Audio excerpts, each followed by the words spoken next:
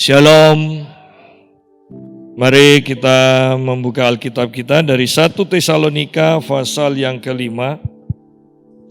1 Tesalonika pasal yang kelima. Ayat yang ke-12 mulai.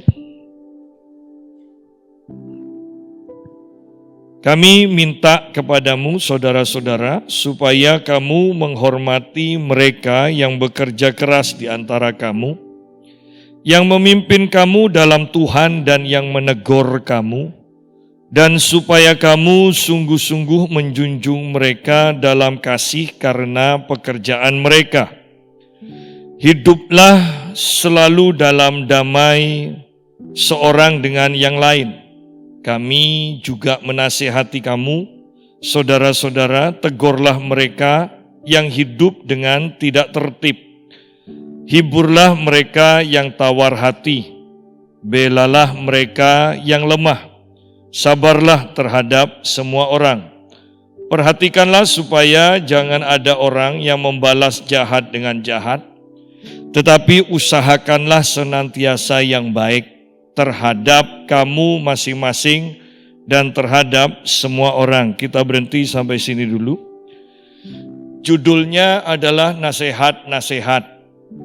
Berarti nasihatnya lebih dari satu, dan ini bukan peraturan-peraturan kamu harus lakukan, tetapi ini ditulis nasihat-nasihat. Tetapi ternyata nasihatnya pun tanpa kuasa Roh Kudus sepertinya ini akan sangat sukar untuk kita lakukan. Tetapi Paulus menulis firman Tuhan ini sebagai nasihat bagi kita semua. Dikatakan, kami minta kepadamu saudara-saudara supaya kamu menghormati mereka yang bekerja keras di antara kamu, yang memimpin kamu dalam Tuhan dan yang menegur kamu.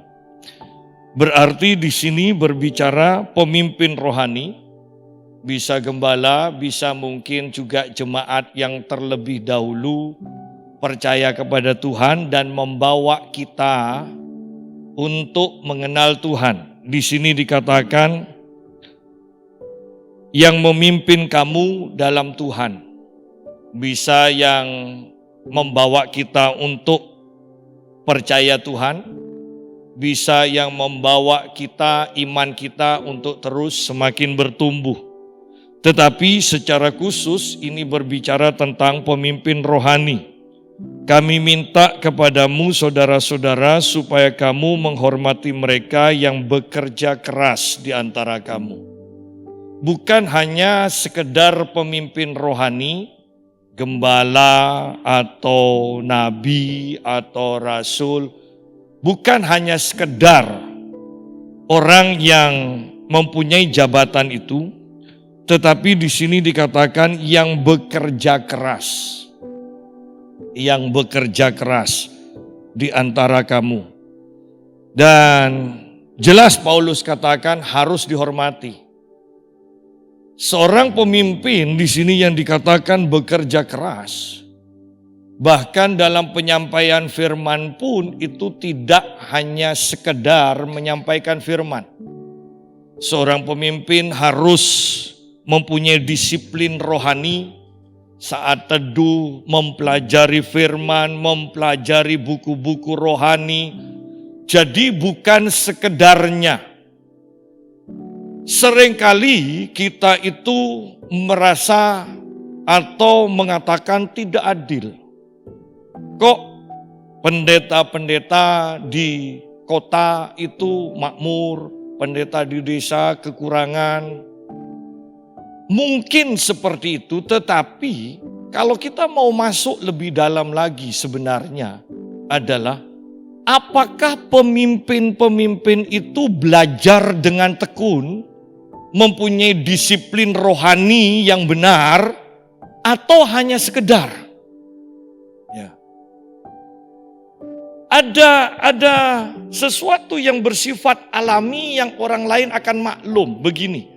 Kalau pendeta hidup di pedesaan, mereka kekurangan. Kenapa? Karena jemaatnya mungkin sedikit, tidak ada yang kaya, ya. Sehingga pendeta itu akan banyak menghabiskan waktu untuk bekerja, untuk menambah penghasilan. Secara alami ini benar. Tetapi akibatnya, karena mereka bekerja, maka banyak waktu yang digunakan untuk bekerja. Dan dalam kelelahan itu, mereka jarang yang mempunyai disiplin rohani. Bangun pagi, doa, malam, segala macam, belajar, ya kan? Belajar firman Tuhan, belajar dari buku-buku rohani. Pak Yusa, orang untuk makan aja sudah tidak cukup, apalagi beli buku rohani. Ya, kelihatannya alasan-alasan seperti ini bisa diterima. Tetapi mau tidak mau, ketika kita tidak belajar maka pengetahuan kita tidak bertambah. Ketika kita tidak menyediakan waktu yang benar untuk bersekutu dengan Tuhan, maka kita tidak akan pernah punya kuasa dari Tuhan. Sehingga pada akhirnya yang kekurangan akan tetap kekurangan. Yang gerejanya seperti itu akan terus seperti itu. Jadi jangan pernah menyalahkan keadaan, tetapi sungguh yang harus kita lakukan adalah kita sungguh-sungguh memohon anugerah Tuhan supaya kita terus bisa diubahkan. Kita yang harus cari caranya, kita yang harus cari waktunya. Bukan menyalahkan keadaan dan bahkan sampai dalam taraf nantinya iri kepada hamba-hamba Tuhan yang makmur, yang terkenal, yang kaya, yang istilahnya tanda petik dipakai Tuhan. Ya. Tetapi bagi kita perhatikan bahwa jemaat Paulus harapkan, Paulus nasihati supaya menghormati mereka yang bekerja keras di antara kamu. Jelas bekerja keras. Bukan berbicara soal cari uang. Tetapi berbicara tentang mempersiapkan manusia rohani, mempersiapkan firman, mempersiapkan kuasa Tuhan untuk diimpartasikan. Ya. Jadi tidak semua hamba Tuhan yang termasuk di dalam ayat ini, karena punya titel hamba Tuhan, maka harus dihormati. Oh tidak. Maksud saya begini, bahwa setiap kita harus peka, mempunyai ketajaman untuk menilai pengurapan seseorang, pengurapan seorang hamba Tuhan, wibawa hamba Tuhan, masing-masing hamba Tuhan tidak sama wibawa pengurapannya. Dan ingat, itu dihasilkan, ditentukan oleh disiplin rohani masing-masing. Hamba Tuhan pun ketika tidak mempunyai disiplin rohani bagi dirinya sendiri, maka dia tidak lebih dari jemaat biasa atau bahkan bisa-bisa itu hanya pekerjaan untuk mencukupi kehidupannya. Bukan untuk mendatangkan kerajaan Allah di bumi, bukan untuk membangun jemaat. Oleh karena itu, mari sungguh-sungguh perhatikan supaya kamu menghormati mereka yang bekerja keras di antara kamu, yang memimpin kamu dalam Tuhan, mungkin yang membawa kita masuk di dalam mengenal Tuhan, menerima Yesus sebagai Tuhan dan Juru Selamat, dan terus memimpin kita dalam Tuhan, memimpin iman kita terus bertumbuh dan berbuah, mencapai kedewasaan iman. Bukan hanya mandek, ya, percaya Tuhan Yesus, ibadah selesai. Tetapi tidak, di sini dikatakan memimpin dalam Tuhan. Berarti mengalami kemajuan di dalam kerohaniannya. Memimpin dalam Tuhan berarti perjalanan rohaninya yang namanya perjalanan rohani berarti kita mempunyai pengalaman demi pengalaman. Banyak orang Kristen tetapi tidak punya pengalaman dengan Tuhan. Ya. Di sini kita diharapkan mempunyai pengalaman demi pengalaman. Dan pemimpin rohani bertanggung jawab untuk membawa jemaat yang dipimpinnya mempunyai pengalaman demi pengalaman dengan Tuhan. Pemimpin rohani harus mempunyai pengalaman dengan Tuhan. Ketika itu diceritakan, disampaikan, maka jemaat akan mempunyai keinginan untuk mengalami seperti itu juga. Jemaat akan mulai berdoa, mengharapkan dan mengetahui bagaimana caranya untuk mempunyai pengalaman seperti itu. Tetapi kalau pemimpin tidak mempunyai pengalaman, maka dia tidak akan mendorong, dia tidak akan memacu keinginan jemaat untuk mempunyai pengalaman rohani juga.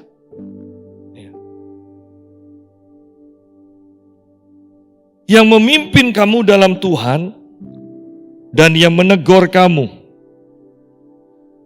Bukankah ini sangat luar biasa? Dikatakan ayat 13, dan supaya kamu sungguh-sungguh menjunjung mereka dalam kasih karena pekerjaan mereka. Kalau dihubungkan dengan ayat di atas, pekerjaan mereka itu apa? Pekerjaan mereka itu memimpin kita di dalam Tuhan dan menegur kita. Wow. Menjunjung tinggi karena sudah menegur. Seringkali kita mendapati jemaat marah karena ditegur. Bahkan bukan ditegur langsung, ditegur melalui penyampaian firman Tuhan, tersinggung. Padahal di sini Alkitab katakan, justru ketika kita ditegur, maka kita itu harus menjunjung mereka. Karena pekerjaan mereka yang sudah menegur kita. Karena tanpa ditegur, kita tidak akan pernah bisa berubah, kita tidak akan pernah tahu kesalahan kita. Ya. Tetapi sayang banyak orang, banyak jemaat yang bukannya menjunjung hamba Tuhan yang berani menegur, tetapi justru membenci, memusuhi, bahkan menjelek-jelekkan. Alkitab katakan justru kita harus sungguh menjunjung mereka dalam kasih karena pekerjaan mereka. Karena mereka berani negor. Ya. Karena kalau hamba Tuhan itu tidak berani menegur, maka jemaat akan tetap berkecimpung dalam dosa, kesalahan, pelanggaran mereka. Tetapi juga ketika kita tidak menghiraukan teguran itu, atau bahkan kita marah karena teguran itu, maka kita akan mempercepat perjalanan kita ke neraka. Ya, jangan remehkan orang yang tidak bisa ditegur. Apalagi yang sedikit-sedikit orang mengatakan, khotbahnya kok keras ya, khotbahnya kok nyindir ya, khotbahnya kok keras ya. Sidang jemaat, Alkitab katakan, kamu harus sungguh-sungguh menjunjung mereka dalam kasih karena pekerjaan mereka.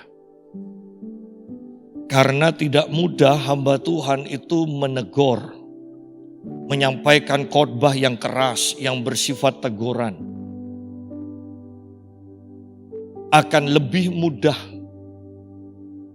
akan lebih menguntungkan kalau hamba Tuhan itu menyampaikan khotbah yang menyenangkan, khotbah yang menghibur, khotbah yang lucu. Ya. Tetapi dampaknya adalah jemaat tidak akan dibangun. Dampaknya adalah jemaat tidak siap untuk masuk ke dalam akhir zaman. Bahkan jemaat tidak akan siap untuk menghadap anak domba Allah. Di dalam Injil Lukas bukankah dikatakan bahwa jauhkan dari keinginan daging pesta pora supaya kamu bisa tahan berdiri di hadapan anak domba itu. Jadi untuk bisa tahan berdiri berhadap-hadapan dengan Yesus di akhir zaman itu tidak mudah. Kita harus menguduskan diri. Bagaimana kita menjadi kudus? Salah satunya ditegur dan mau ditegur.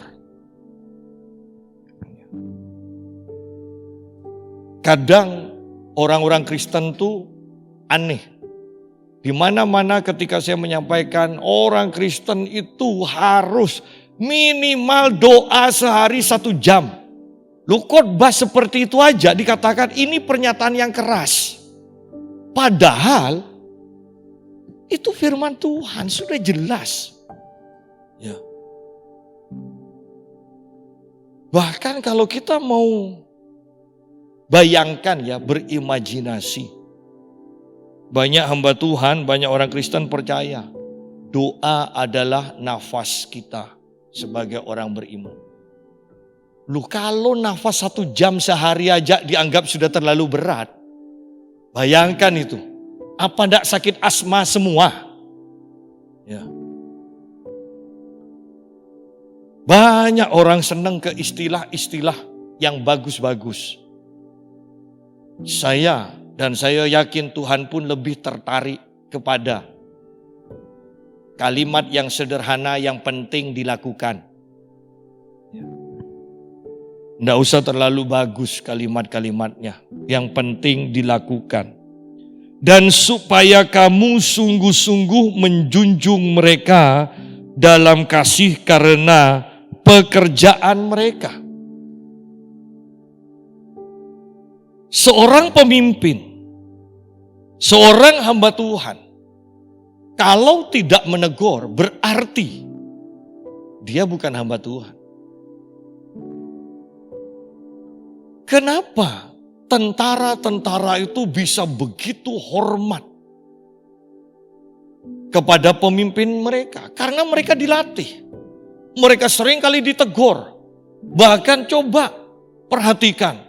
Ketika mereka benar pun, ya dalam latihan itu, ditempeleng. Masih aja katakan, siap. Padahal ditempeleng. Padahal tidak melakukan kesalahan. Tetapi tetap aja siap. Anda bisa bayangkan kalau umat Tuhan punya sikap mental yang seperti ini. Goncang, setiap kota yang dipenuhi jemaat Tuhan yang seperti ini pasti goncang. Oleh pernyataan, oleh demonstrasi kerajaan Allah yang dimanifestasikan. Sayangnya kita mempunyai orang-orang Kristen yang gampang ngambek, gampang putus asa, terlalu sombong untuk mengakui kesalahan, terlalu berani kepada pemimpin. Padahal Alkitab katakan, Tuhan benci kepada kesombongan. Tetapi Tuhan memberikan kasih karunia kepada orang yang rendah hati. Hiduplah selalu dalam damai seorang dengan yang lain. Ini antar jemaat atau jemaat dengan pemimpin. Dengan semua orang hiduplah selalu dalam damai seorang dengan yang lain. Sidang jemaat, apabila kita sudah biasa ditegur, maka kita akan mudah untuk mengakui kesalahan. Dan dengan mudah mengakui kesalahan, mudah juga untuk hidup damai dengan semua orang. Bisa bayangkan anak yang tidak pernah ditegur, sedikit-sedikit meledak itu. Sedikit-sedikit meledak. Bahkan kalau anak itu tidak pernah ditegur sama sekali, terlalu dimanja. Mau sekolah pun di sekolah bikin masalah. Mau di masyarakat pun akan kurang ajar. Ya. Dan Paulus katakan, hiduplah selalu dalam damai seorang dengan yang lain. Hanya orang-orang yang dipimpin dengan benar di dalam Tuhan dan orang-orang yang sudah terbiasa ditegur dan mau ditegur yang akan bisa hidup damai dengan semua orang. Karena ketika dia salah, ada orang yang menasihati, dia akan langsung sadar, minta maaf. Bayangkan kalau sudah salah, dinasihati atau ditegur, kemudian kita yang marah, yang salah yang marah, ya, maka tidak akan ada damai di dalam lingkungan itu. Ya. Jangan hanya damai atau ngempet di hadapan orang yang lebih kaya, orang yang lebih berpengaruh. Ya. Tetapi kepada semua orang. Kepada semua orang. Kami juga menasihati kamu, saudara-saudara.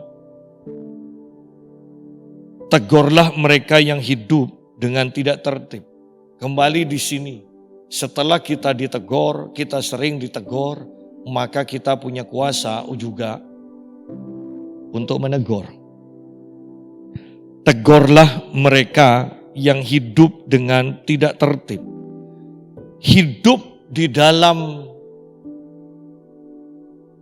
kehidupan umat Tuhan. Coba perhatikan di sini ayat 14. Ada gaya hidup yang harus kita perhatikan, saling menegur. Ya, tegurlah mereka yang hidup dengan tidak tertib, menegur. Hiburlah mereka yang tawar hati, bisa menghibur. Belalah mereka yang lemah, ya, membela mereka yang lemah. Sabar, tegur. Dikatakan tegur, hibur, bela, sabar. Dan ayat yang ke-15, kalau mau disederhanakan ini mengampuni. Perhatikanlah supaya jangan ada orang yang membalas jahat dengan jahat, tetapi usahakanlah senantiasa yang baik terhadap kamu masing-masing dan terhadap semua orang. Ini kehidupan berjemaat. Ada saling menegur. Ya, ada saling menegur. Menghibur, membela, bersabar, mengampuni, melakukan yang baik. Berarti seseorang atau semua umat Tuhan yang dipimpin dalam Tuhan harus kelihatan kemajuannya melalui interaksi dengan orang-orang di sekelilingnya. Harus ada perubahan hidup. Sederhananya seperti itu. Harus ada perubahan hidup. Kalau kita tidak mengalami perubahan hidup, maka berarti kita gagal di dalam menjadi orang yang dewasa secara rohani. Setiap kita harus juga punya perkumpulan, maksudnya Anda harus bermasyarakat, jangan bertapa di rumah terus. Karena orang yang hanya di rumah sendirian tidak tahu karakternya sendiri. Karena kita pendiam belum tentu sabar loh. Ya. Karena suara kita pelan belum tentu juga kita itu sabar. Sebelum ada orang yang bikin jengkel kita, maka kita tidak akan pernah tahu bahwa diri kita itu sabar atau tidak. Oleh karena itu sebenarnya jangan marah kepada orang yang bikin jengkel kita. bahwa mereka itu hanya dipakai, mau dipakai Tuhan, mau dipakai iblis sama aja. Ya, yang terpenting itu bukan merekanya, tetapi yang terpenting itu kita mengetahui diri kita melalui respon kita ketika orang itu menjengkelkan kita. Kita tidak akan pernah mengalami kemajuan ketika setiap hubungan itu kita itu hanya menilai orang lain. Kita tidak akan pernah mengetahui dan mengalami kemajuan secara rohani. Tetapi apapun yang kita alami akibat hubungan dengan orang lain, bertanyalah kepada Tuhan, maunya Tuhan itu apa kepada kita.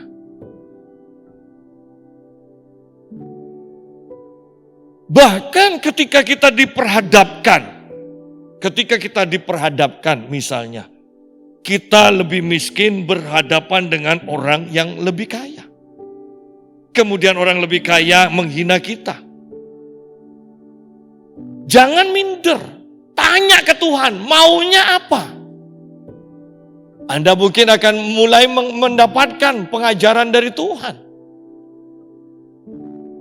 Bahwa Tuhan lebih mementingkan manusia roh daripada Tuhan lebih mengasihi orang yang hidupnya sederhana daripada orang yang lebih kaya dan sebagainya. Yang pasti tugas kita bukan menyalahkan orang yang bahkan menyakiti kita. Tugas kita adalah selalu menyadari apa respon kita dan membenarkan respon kita di hadapan Tuhan. Atau mengubah apa yang tidak sesuai. Karena dari respon kita akan kenal, oh diri kita ternyata belum sabar. Ya. Oh diri kita belum tekun. Diri kita belum murah hati. Kan seperti itu. Ya. Kadang ketika kita misalnya ketika uang lagi ngepas, justru gereja banyak program. Respon kita bagaimana ketika menghadapi seperti itu? Kan minimal, sudah tidak nyumbang, jangan ngomel, jangan nyalahkan. Iya kan? Tetapi seringkali kita sudah tidak nyumbang masih nyalahkan. Padahal tidak dipaksa loh. Nah dari sini kita melihat bahwa ini loh kita bisa tahu diri kita itu seperti apa. Gampang ngomel berarti. Ya. Gampang mengeluarkan kata-kata yang sia-sia. Jadi yang saya mau tekankan adalah dalam setiap hubungan. Tugas kita bukan menghakimi, bukan selalu menyalahkan orang lain atau keadaan. Dari berbagai interaksi itu, kita harus selalu sadar ketika diri kita yang sebenarnya daging ini maksud saya muncul segera diresponi dengan benar. Maka dari sana kita akan mengalami kemajuan kerohanian. Bukankah sama dengan orang suami istri yang berhubungan? Yang menjalin hubungan setiap hari. Bayangkan kalau setiap ada cekcok kemudian si istri nyalahkan suami, suami nyalahkan istri. Kalau ini terus menerus seperti ini, syukur kalau sampai mati tengkar terus. Syukur masih saya katakan. Jangan-jangan hanya 1 tahun 2 tahun cerai. Tetapi ketika kita ada cekcok kemudian kita sadar, oh iya berarti kalau saya berbuat begini maka suami saya, istri saya akan marah. Saya tidak mau berbuat seperti ini lagi. Perkara suami atau istri masih mau marah silakan, yang penting respon kita sudah dibenarkan. Tinggal nanti kita bawa dalam doa supaya Roh Kudus menyadarkan juga pasangan kita.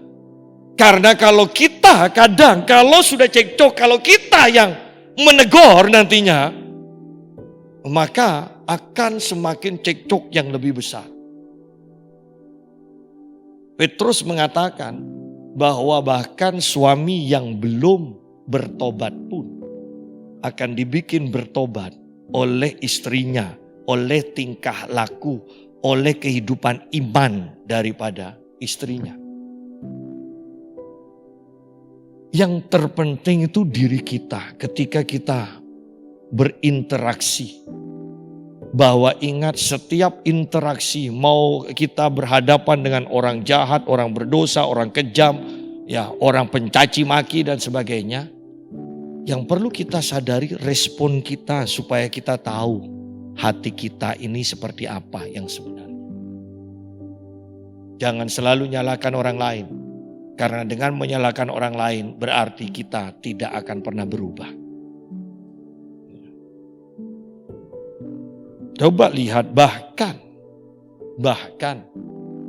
petinju atau atlet-atlet kalau sudah kalah, mereka bukan nyalahkan musuh.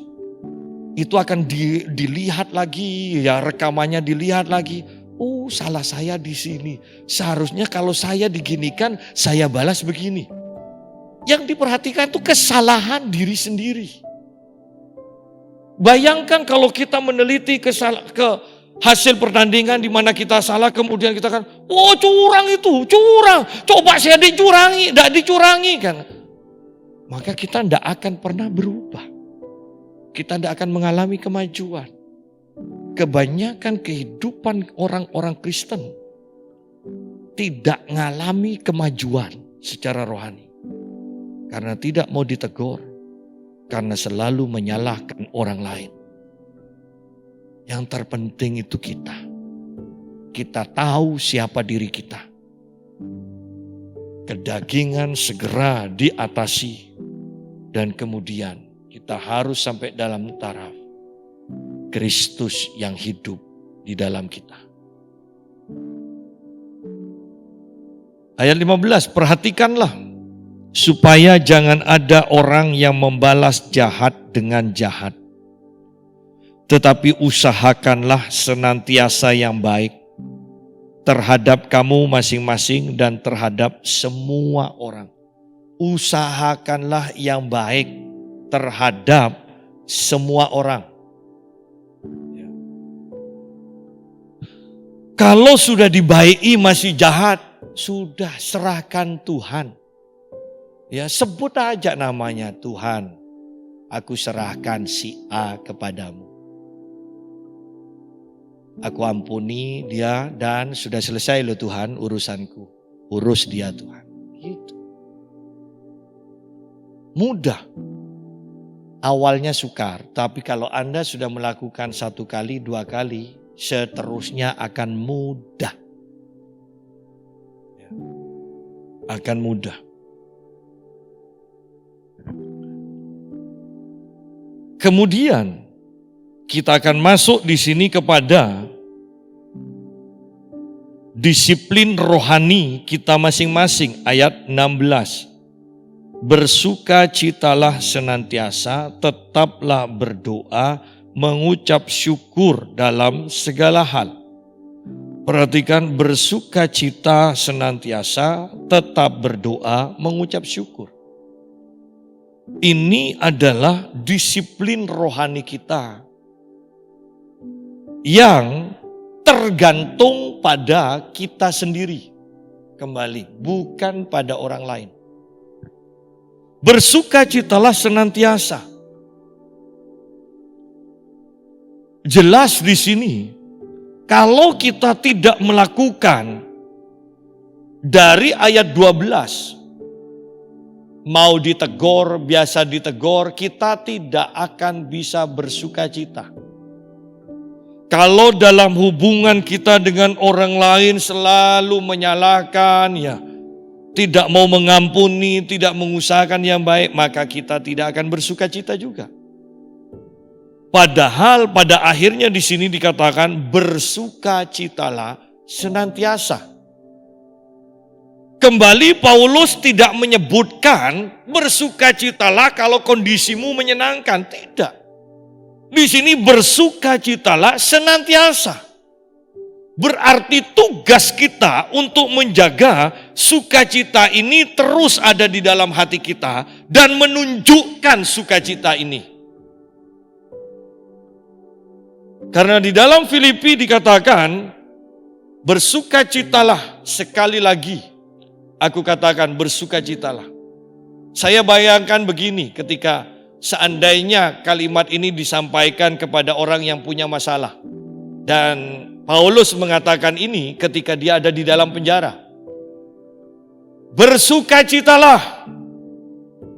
Bagaimana bisa bersuka Pak Yusa? Orang ini anak lagi sakit. Dan saya akan jawab, sekali lagi aku katakan, bersukacitalah. Tidak peduli anakmu sakit. Seakan-akan kan Paulus katakan seperti itu. Bersukacitalah. Tidak mungkinlah Pak Paulus. Orang saya lagi kekurangan uang. Sudah tidak usah bantah. Sekali lagi aku katakan bersukacitalah. Nah, kan gayanya seperti itu. Artinya, jangan beri kesempatan keadaan demi keadaan memaksa kita untuk berhenti bersukacita. Tidak mudah. Iya, karena hidup kita ini hanya berdasarkan anugerah Tuhan untuk mampu melakukan firman Tuhan ini. Mau atau tidak kita melakukannya. Pak Yusa, tapi saya tidak bersukacita. Sudahlah, kalau memang sekarang hatimu tidak bersukacita, nyanyi lagu yang riang, yang keras. Belum bersukacita Pak Yusa, nyanyi lagi. Belum bersukacita, terus nyanyi sampai bersukacita. Kan sama kan? Di sini dikatakan tetaplah berdoa. Tapi tidak ingin berdoa Pak Yusa, lagi tidak mood. Dan seorang tokoh rohani mengatakan, justru pada waktu kamu tidak ingin berdoa, pada waktu itulah engkau paling memerlukan untuk berdoa. Karena berarti ketika kita sudah tidak ingin berdoa, hubungan kita tidak benar dengan Tuhan. Justru ketika waktu pertemuan Tuhan dengan Adam di Taman Eden, waktunya bertemu, justru Adam tidak mau bertemu. Kenapa? Karena Adam berbuat dosa. Ketika ada seseorang, orang Kristen yang tidak mau berdoa, tidak punya kehidupan doa, sudah jelas. Orang kalau sudah nyebut lahir baru, apalagi ngaku penuh Roh Kudus, tidak ada keinginan doa, berarti ada dosa.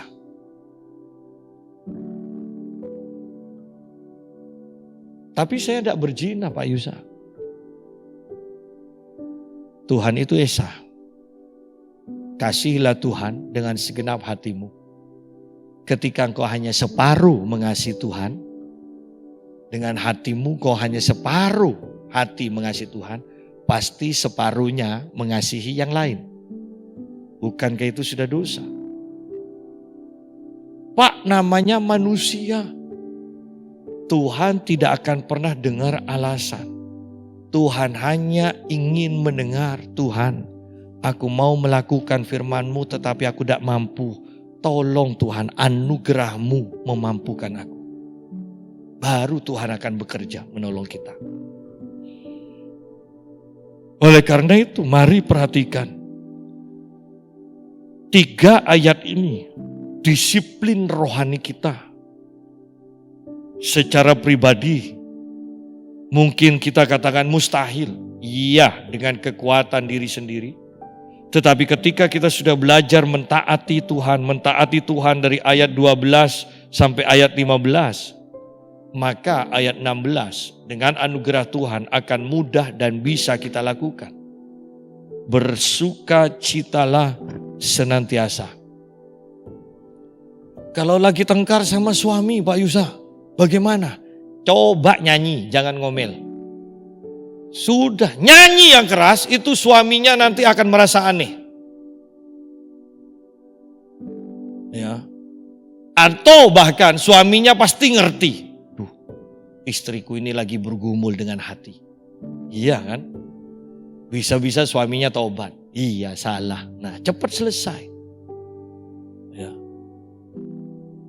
Jadi, bersukacitalah senantiasa. Hati yang gembira adalah obat yang manjur. Hati yang gembira adalah obat yang manjur. Berarti secara alaminya setiap hari, kalau memang itu obat, diminum minimal 3 kali. Bisa 4 kali, ya kan? Bisa 4 kali. Kalau tolak angin, bisa 6 saset. Berarti minimal nyanyi 6 kali sehari, hatimu akan terjaga. Ya kan?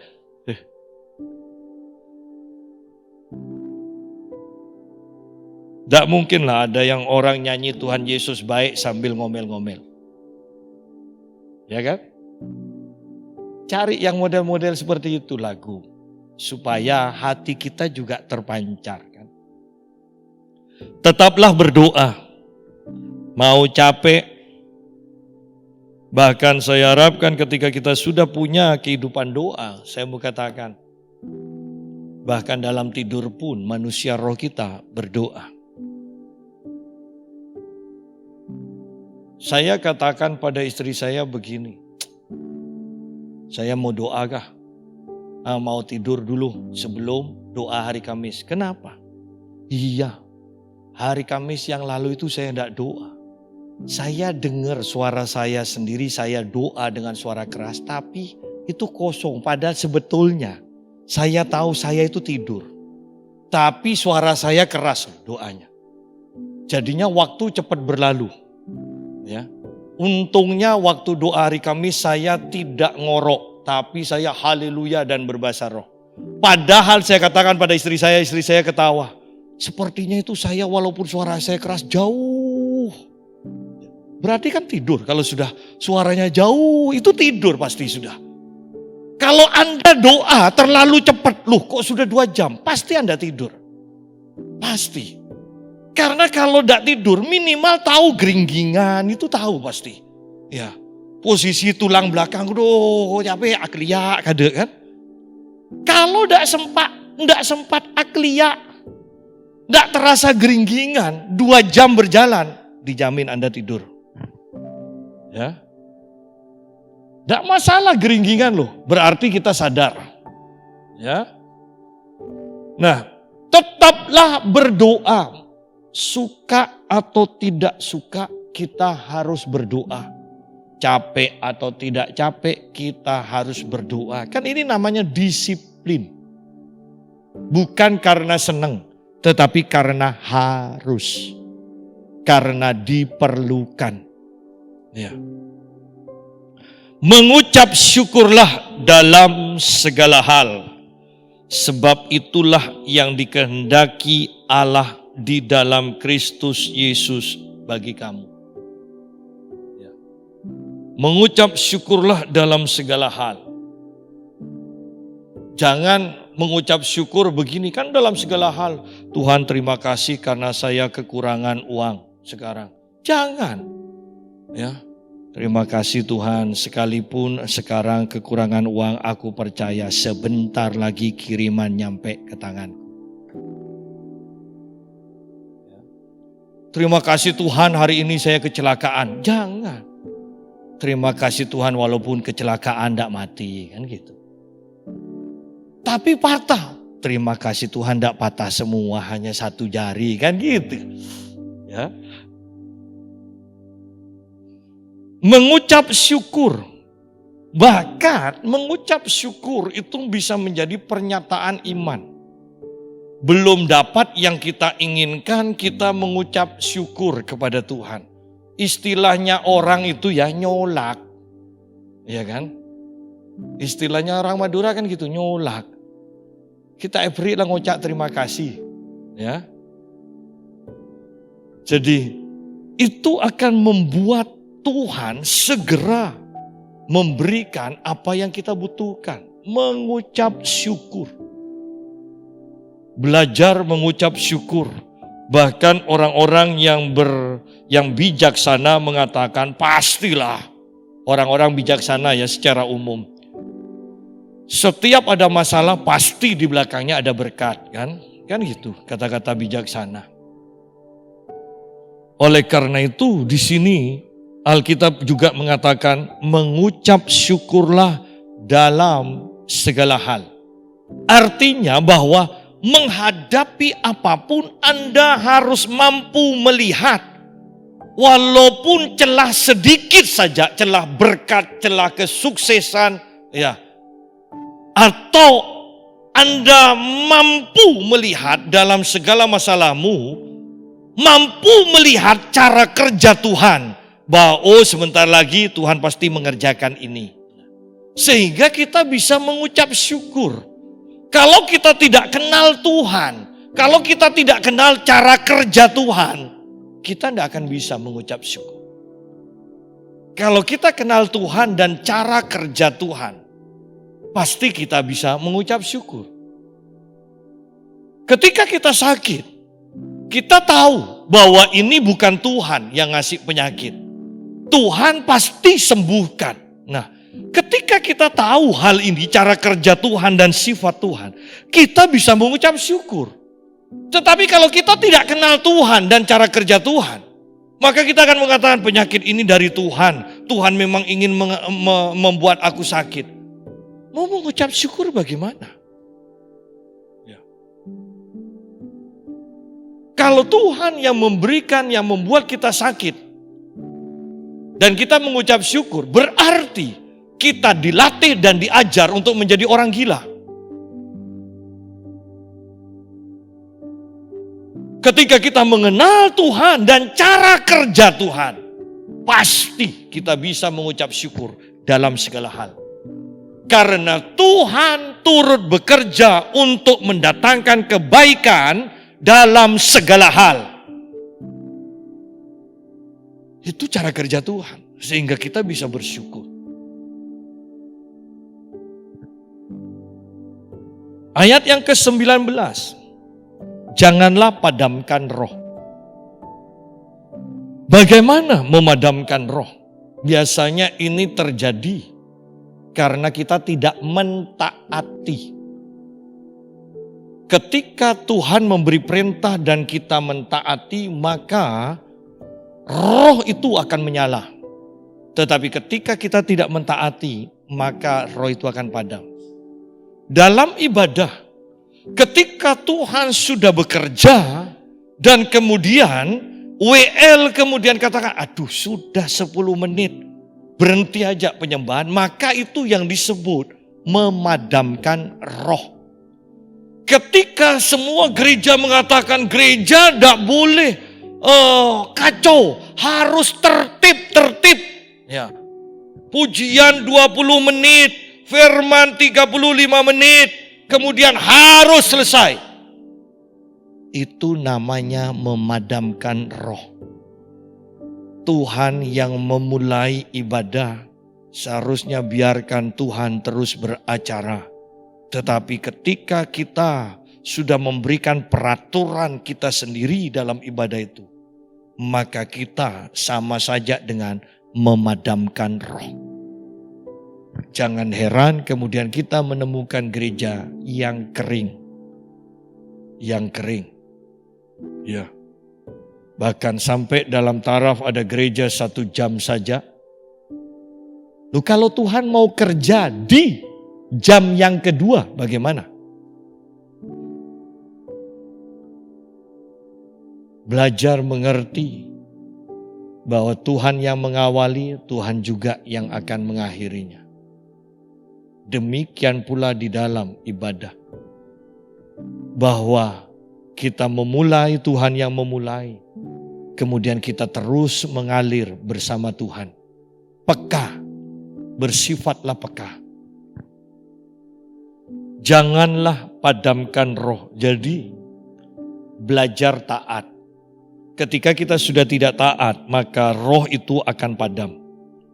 Ketika kita membatasi waktu Tuhan menurut pemikiran kita sendiri, maka roh itu akan padam.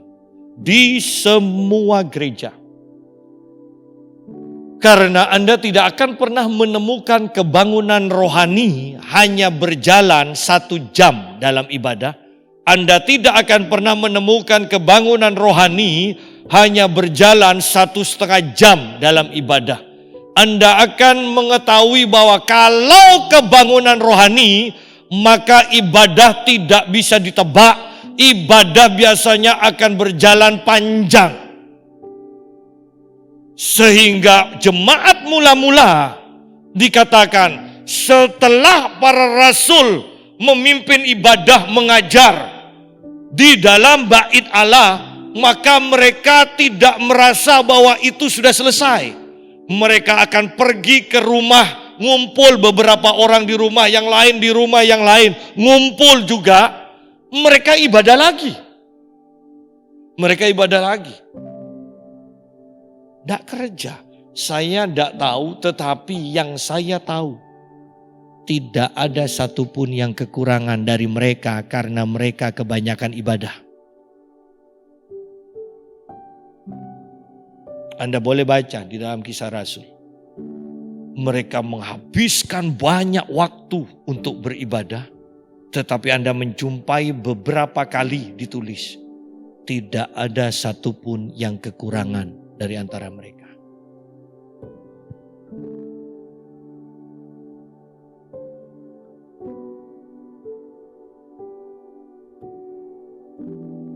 Itu kebangunan rohani.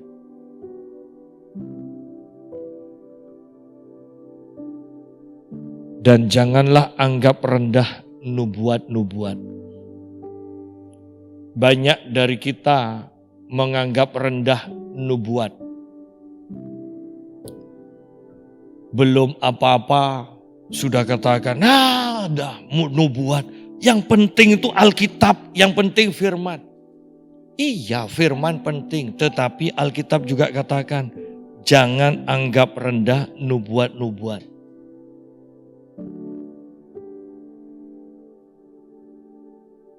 Kita tidak boleh menolak nubuatan, tetapi yang bisa kita lakukan adalah menguji apakah nubuatan itu benar nubuat atau buatan orang. Ya. Seharusnya ketika nubuat itu disampaikan, si penerima akan tahu ini sungguh-sungguh dari Tuhan atau tidak. Karena nubuatan yang dari Tuhan itu ada impartasi roh yang akan dirasakan oleh si penerima. Jadi kembali, kepekaan itu penting. Karena nanti di ayat yang ke-21 dikatakan, ujilah segala sesuatu. Sebelum kita menguji, kita tidak boleh mengatakan, ini sesat. Tetapi kalau sudah diuji, memang sesat, memang salah. Kita tidak boleh juga mengatakan, jangan menghakimi. Karena Alkitab katakan, hakimilah dengan adil, kata Tuhan Yesus. Jadi gunanya menguji, ujilah segala sesuatu, dan peganglah yang baik. Berarti setelah kita menguji, ini tidak baik, ini sesat. Maka kita tidak boleh menerima itu. Jangan kompromi, jangan sungkan mengatakan itu salah, itu sesat. Jangan sungkan. Tetapi juga jangan sombong kalau itu memang baik, itu benar, terima dikatakan. Ujilah segala sesuatu dan peganglah yang baik. Berarti yang tidak baik dibuang. Tetapi di sini dibutuhkan kepekaan, ketajaman kita.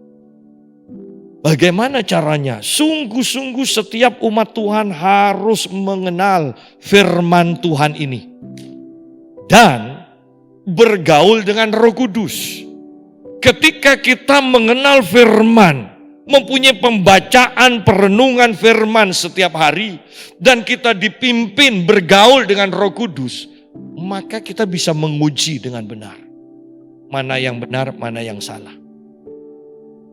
Kita bisa tahu ini nubuatan sungguh-sungguh suara Tuhan atau hanya pikiran manusia, pikiran hamba Tuhan tertentu. Karena sering kali yang dikatakan nubuatan itu, banyak hamba Tuhan berani bernubuat hanya karena terlintas sesuatu di pikirannya. Ya. Bukan seperti itu nubuatan. Nubuatan itu sungguh-sungguh suara Tuhan. Dan kalau Anda mau bernubuat, itu keluarnya dari dalam. Anda coba kalau itu dari Tuhan, tunggu sebentar, jangan langsung ngomong. Itu akan bergelora. Itu akan bikin Anda bingung kalau tidak dilepaskan. Tetapi kalau masih bisa ditahan, berarti itu bukan nubuatan yang harus segera disampaikan. Itu bisa saja pikiran kita sendiri. Itu bisa saja pikiran dari setan yang ditaruh. Ingat, Tuhan berbicara lewat hati. Setan berbicara kepada pikiran kita. Seringkali yang disebut nubuatan itu asalnya dari pikiran. Itu loh sederhananya. Bukan dari dalam hati. Tetapi nubuat itu akan keluar dari dalam hati, itu akan terus bergelora. Kalau kita tahan, itu akan bergelora, bikin kita tidak enak. Ya. Sehingga harus kita keluarkan. Dan ketika itu dikeluarkan, atmosfer di sekelilingnya akan berubah. Kadang si penerima, kalau itu nubuatan pribadi, baru keluar satu kalimat atau belum satu kalimat, orang sudah nangis terlebih dahulu. Kenapa? Nubuatan itu seperti aliran sungai kehidupan yang dikeluarkan. Itu bergelora dari dalam hati kita. Ya. Sehingga itu akan menjamah si penerima.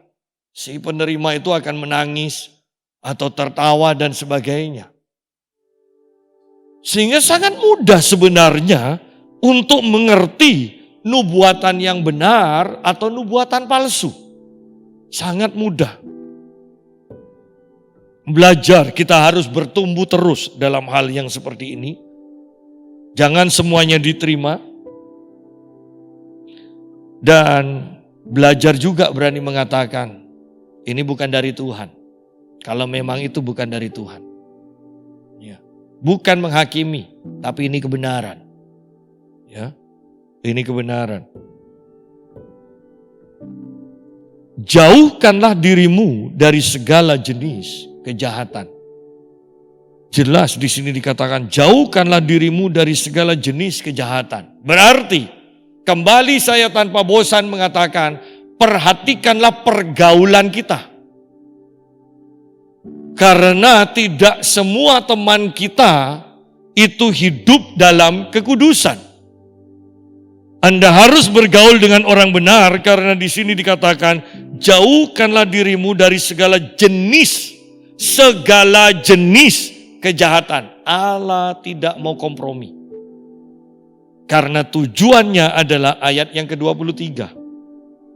Semoga Allah damai sejahtera menguduskan kamu seluruhnya dan semoga roh, jiwa, dan tubuhmu terpelihara sempurna dengan tidak bercacat pada kedatangan Yesus Kristus Tuhan kita. Kembali saya menekankan begini, di akhir zaman, ketika kita akan masuk dalam zaman antikris, orang-orang fokusnya pada antikris, pada sistem antikris, pada angka 66, pada tanda-tanda antikris. Jarang yang memperhatikan supaya hati kita jauh dari segala jenis kejahatan dan terus dikuduskan roh, jiwa, tubuh kita. Kita terkecoh, teralihkan dengan antikris dan sistem antikris. Padahal coba lihat yang terpenting itu ini loh keinginan Tuhan. Terpelihara sempurna dengan tak bercacat pada waktu kedatangan Yesus. Ingat loh, yang diinginkan Tuhan bukan hanya sekedar lahir baru dan ibadah, tetapi tidak bercacat sedikit pun. Tuhan menginginkan kesempurnaan. Sayangnya, bukankah kebanyakan orang Kristen tidak pernah memikirkan ini sungguh-sungguh?